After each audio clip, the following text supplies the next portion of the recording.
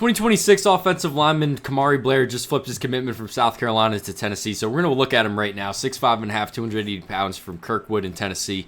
6'5 and a half. We're going to see him on the channel. He actually, on the film, he's actually 6'5 and a half. I don't know what this 88% season grade is. That's like a PFF grade. Are they doing that for high school now? So why do I say he's actually 6'5 and a half? We can't just trust the listed number, especially with these offensive linemen. You know, these high school coaches have such a tendency to just add 2 or 3 inches to their height. This kid's actually 6'5 and a half. Certainly has the length. If he doesn't play offensive tackle, it won't be because of the length. Like, you just look at him on these closer angles. Look how big this kid is. Oh my gosh, you know, massive offensive lineman. You know, if you just take one look, if this was the first play on the highlight tape and we just took a freeze frame right now, you could tell this is the kid that's going to be playing SEC ball, you know, just based off of the physicality. You need to see that for an offensive line, you know. We just can't even have any issues with it. So 6'5 and a half, that's very exciting. How does he move for 6'5 and a half? We're going to not really see him in too many pass sets in high school. And I don't know if it's because of the offense the high school runs. I don't know what it is. I'm not too worried on the kick steps, right? If we see a kid with inefficient kick steps on these pass sets in high school, we're not going to really be, that's not going to be a reason we take him off the board. We can take him off the board if we don't think he has the agility to do it at the next level. We can take him off the board if we don't think he has the flexibility to protect his outside shoulder. I don't think that's what the case is with Kamari Blair. When we do see him pulling, we're going to see him pull as a tackle a lot. I certainly think he has the agility to be a blindside protector at the next level or to protect that edge. You know, I do think he has that. We're just not going to see him in too many pass sets in high school. So, I like what I see athletically and agility-wise from Kamari Blair. Now, the one thing I will tell you, every now and again, and we're going to see this with every 6'5 and a half offensive lineman, you know, most 95% of offensive linemen that we watch that are 6'5 plus, they're going to have a lot of pad level issues in high school, and they get away with it. They don't really need to out leverage a lot of these kids in high school because of how much bigger they are than them. But a lot of times when you get to the next level, it doesn't always translate, especially when you're facing, you know, these guys, James Pierce, you know, whoever in camp at Tennessee that he'll be facing in the SEC.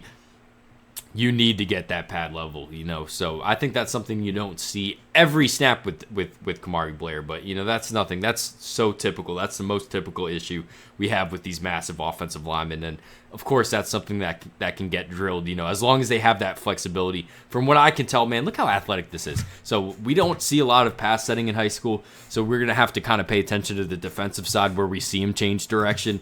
Look at this little cut right here. That's very athletic for a 6'5", 280. This is a 280-pound prospect. Look at the way he just cuts on a dime there. You know, really, really think this kid has upside as a edge protector at the next level. That's what I think about Kamari Blair. I'm gonna let the tape run a little bit. Love watching offensive line tape in high school. You know, we don't do enough of it on this channel, but I thought this was a pretty good one because it's a pretty big flip, I think. As far as Tennessee's concerned. You know, I do like the upside with this kid for sure. Look, here's another one. This is all upper body, and it just can't be this at the next level. You know, this is a good rep in the sense that we confirm the mentality that this kid plays football with. You know, he wants to put these kids in the ground, which you need. You can't drill that into a kid's head. You could try all you want, but you're just not a psychologist at the end of the day. You can't really, like, just make these kids more aggressive at the next level. Very tough thing to do. We just aren't going to be able to do this all upper body at the next level. The bodies are going to be too big that you're going to be facing, you know. So that's something that's going to get drilled into him from day one. The second he walks into Knoxville, you know, they're going to get him right, you know. So that's the deal with recruiting, you know. It's 20% scouting and it's 80% development. I've always said that on this channel. Case with every prospect in America, you know. It's 20% how you are in high school, 80% how you get in college. It's what football is at the end of the day. It's just getting better. This kid has the tools to be a really good SEC offensive lineman, in my opinion.